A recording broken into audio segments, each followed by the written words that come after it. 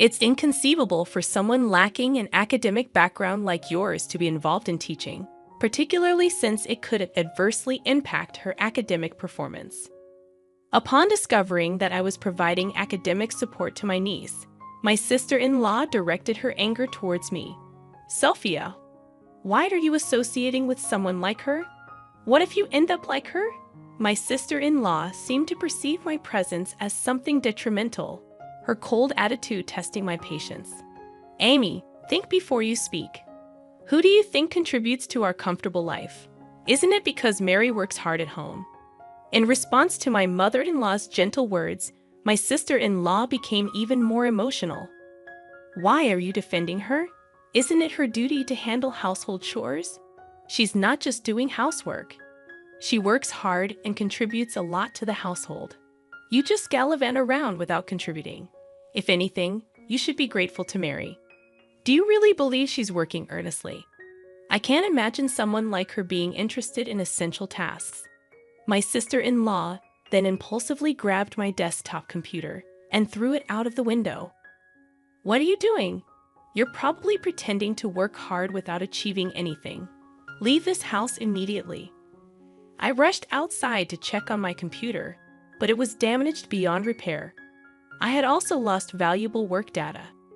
Her immature actions genuinely shocked and disappointed me. I couldn't fathom continuing to live together under such circumstances. I had been tolerating it for the sake of my relationship with my husband and mother-in-law, but this incident pushed me beyond my limits. I left a message and decided to return to my parents. "I am Mary, 29 years old.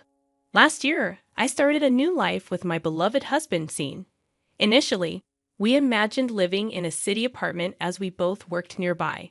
However, Scene was always concerned about his mother's health, as she often experienced knee pain due to her previous job. Walking even a short distance required frequent breaks. Knowing this, we suggested living together. Upon hearing our proposal, she brightened up and said, "Mary, you want to live with us? I'm so happy." She's a genuinely kind-hearted person and warmly welcomed me. However, my sister-in-law, Amy, was fixated on academic backgrounds. During our first family meal, my educational background came up, and her demeanor changed. "Mary, you didn't go to college, right? Why would Scene choose someone like you?" She spoke to me in a somewhat harsh manner. "Sis, that's not a nice thing to say.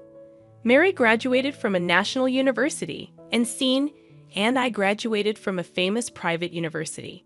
Couldn't you find someone smarter and more charming? What's the merit of marrying someone with a lower education?" My mother-in-law reprimanded Amy, saying, "Stop it, Mary." I'm sorry for the rude things she said, but I was already left speechless. I grew up with my hardworking mother after losing my father at a young age. Unable to afford college, I started working. In such circumstances, I was fortunate to work at a tax accountant office, and another opportunity came my way. My boss encouraged me, saying, "Why don't you try getting a certified public accountant qualification, Mary? I believe you can do it." Encouraged by his support, I embarked on a new challenge, hoping to secure better job opportunities, increase my income, and better support my mother. My husband understood my aspirations and conveyed my efforts to my sister-in-law. However, she remained cold and indifferent.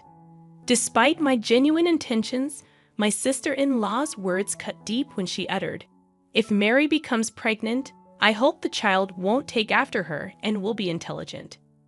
These words struck me unexpectedly, making me question if my feelings stemmed from having only a high school diploma. Perplexed, I chose not to escalate the situation, refraining from further discussion.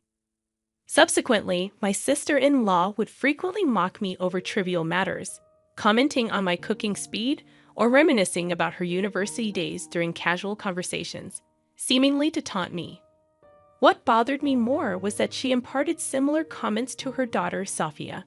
Sophia, being a kind-hearted child, obediently listened to her mother's words. My sister-in-law had high expectations for Sophia, now preparing for her junior high school entrance exam at S Academy Junior High. Although my sister-in-law took a part-time role there without a teaching license, she did it to avoid additional responsibilities. In front of me, she would deliberately tell Sophia, "Let's work hard together for the future." Frustrated, I bit my lip, lacking the courage to confront my sister-in-law and not wanting to drag my husband and mother-in-law into any trouble. Despite our infrequent meetings, I told myself that enduring her behavior would be okay. However, an unexpected development awaited us one day. My sister-in-law suddenly arrived at our house, holding Sophia's hand, and casually announced, "Mom, I got divorced. We'll be staying here for a while. Please take care of us." Both my mother-in-law and I were shocked by this sudden news, questioning why it happened so abruptly. My sister-in-law responded with a sigh, stating, "That man was so annoying till the end. He incessantly complained about the smallest things and never listened to me, yet he decided to divorce just because of that." Before my mother-in-law could continue, she stopped herself. "It's not just that," my sister-in-law replied with a bitter smile.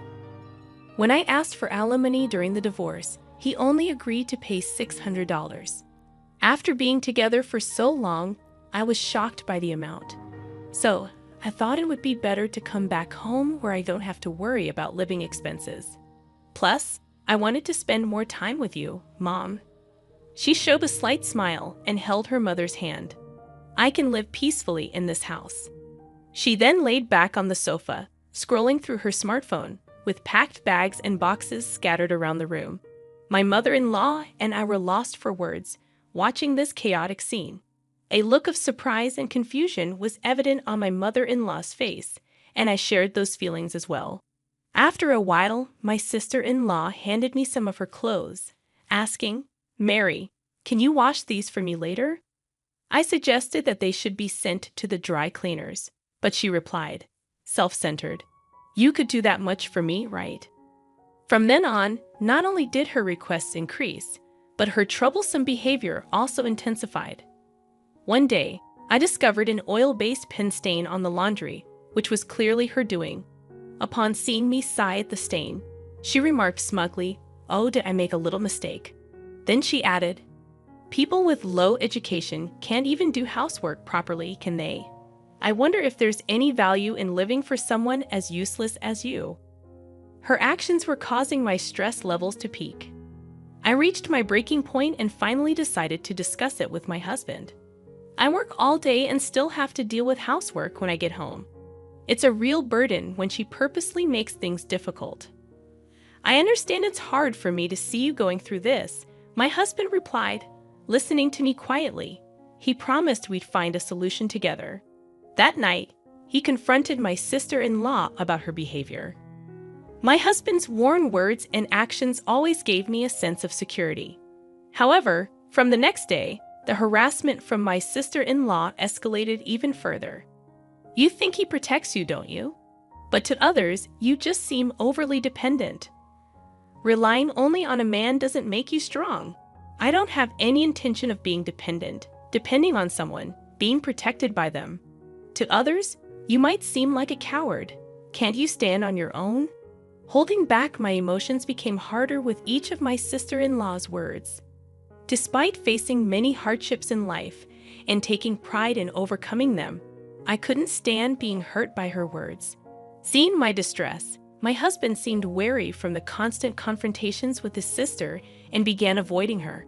However, my sister-in-law's harassment didn't stop with me. It began affecting Sophia as well.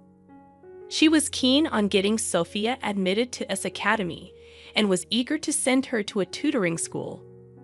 "Sophia, what's this test score? You can't get into S Academy with these grades.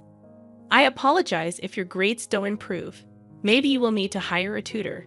But remember, it's up to how hard you work." Sophia, looking like she was on the verge of tears, nodded. She had already been going to a cram school every day after school, and getting a private tutor would make her lose any free time she had left. Feeling sorry for Sophia, I offered, "Do you want to study with me? I can help you with some things, really. Of course, I'm here for you." From then on, We started studying together, being careful not to get noticed by my sister-in-law. Although Sophia sometimes struggled, she grasped concepts when taught patiently. "Mary, I got 80 points on my test." "That's great," Sophia exclaimed. "You worked really hard." Sharing that success brought genuine warmth to our hearts. My mother-in-law, who noticed our efforts, sometimes cheered us up secretly by sharing delicious cakes with us. The time spent with her and Sophia became my healing moments. However, this peaceful time was short-lived. One day, while studying with Sophia, my sister-in-law unexpectedly returned home. Seeing us, she shouted, "What are you doing? You, with no formal education, are teaching her? I can't believe it. You might make her grades drop. Stay away." Furthermore, my sister-in-law slapped Sophia on the shoulder and yelled, "Why are you spending time with her? Do you want to end up like her?" The way she spoke about me as if I were contagious made my anger boil over. All the things I had been holding back just overflowed. As I told you before, I'd only graduated high school due to financial reasons.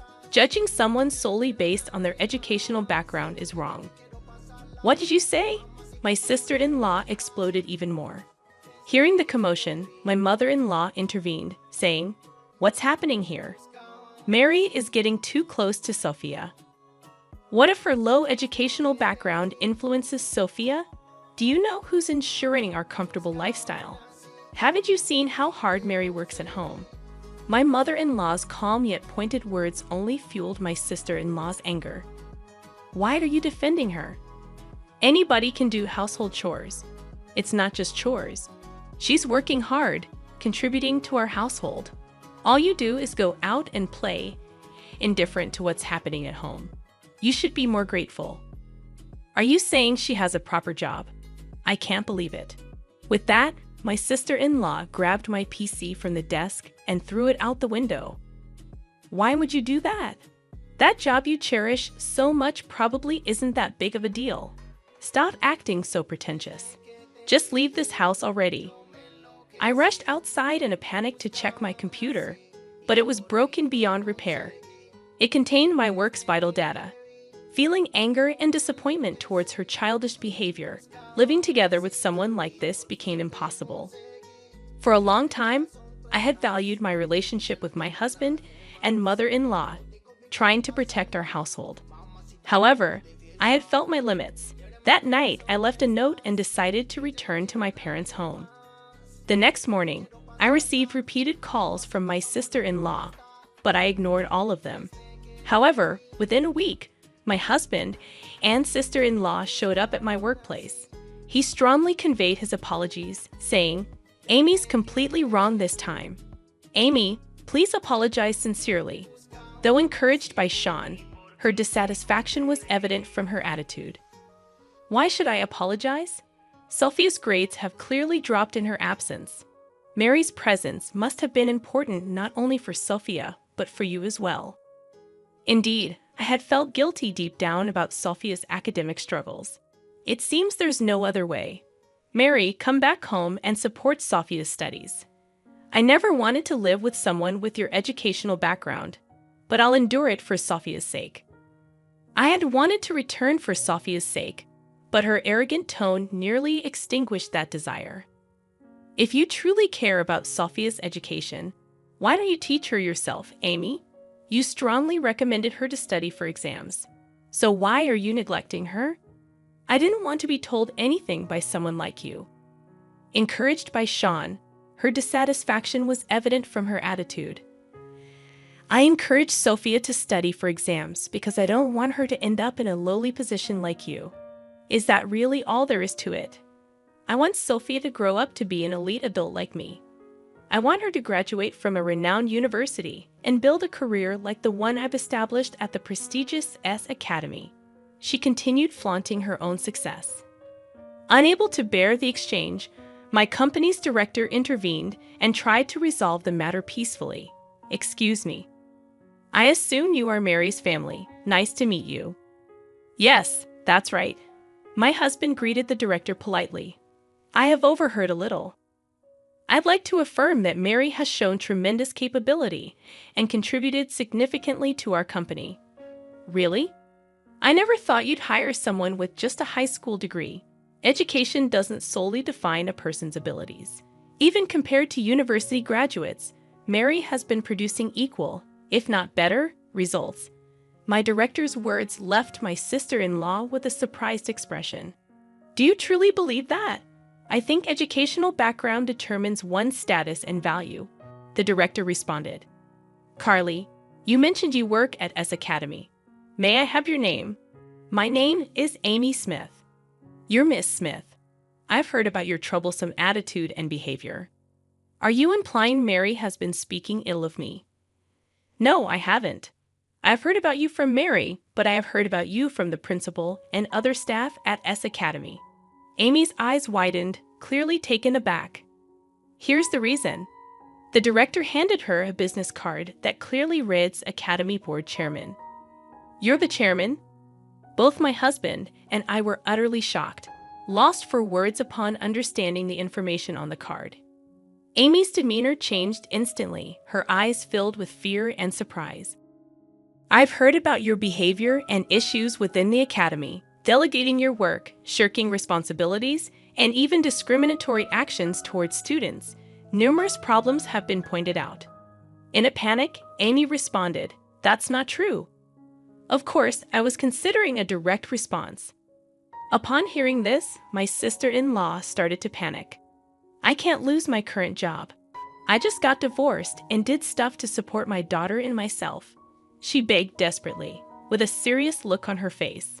The principal replied calmly but with deep understanding. Our school's policies and philosophies are clear.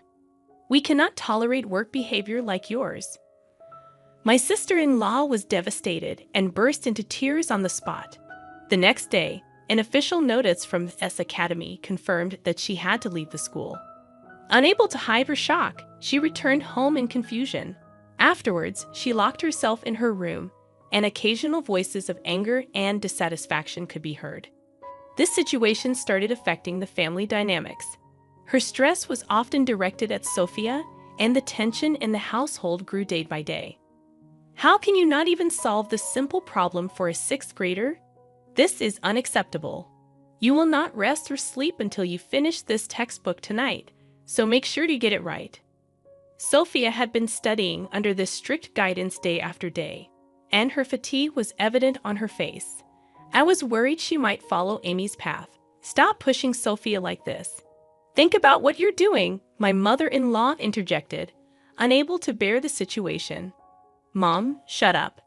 I don't want to hear anything you say.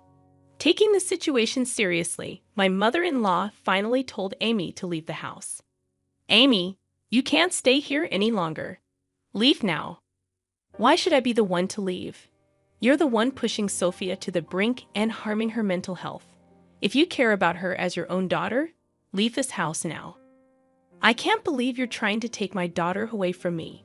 My mother-in-law asked the distressed Sophia. Sophia, what do you want? Do you want to stay in this house or go somewhere else with your mother? Sophia's answer was clear. I want to stay in this house. I'm scared to be with Mom. Shocked by these words, Amy lowered her head and cried. But my mother-in-law's resolve was firm, and she escorted her daughter out of the house. Reflect sincerely on your actions. What you did can never be tolerated. With that, my mother-in-law closed the door. Afterwards, my sister-in-law ended up losing her job and home. She tried various jobs, but due to her personality, she struggled, and her difficult life continued. With her gone, I returned to my mother-in-law's home and regained our peaceful daily life. Sophia regained her peace of mind and started to smile every day. When we learned that she wanted to continue her studies, we, as a couple, decided to support her.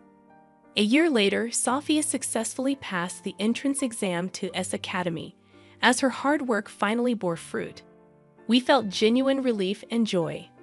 Now Sophie continues to work hard towards her dream of becoming a teacher, and we hope to continue supporting the path she has chosen.